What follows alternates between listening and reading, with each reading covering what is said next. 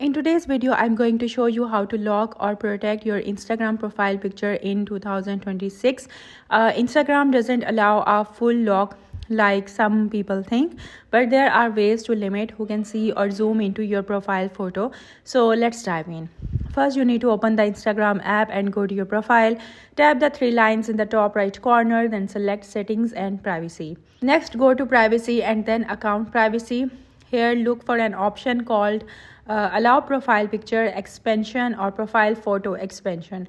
So toggle this option off. This limit how much other users can zoom in or enlarge your profile picture. So it's a great way to make your profile photo a bit more private. So keep in mind, even if your account is private, your profile picture is still visible to everyone. You cannot fully prevent people from taking screenshots or saving your profile picture. So this feature may not be available on all devices, yet some users report it's only on iOS or certain account versions.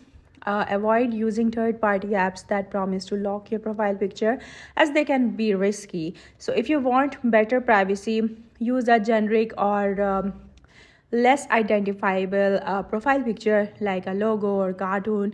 Keep your account private so only approved followers can see your post. Regularly review your followers and remove anyone you don't trust.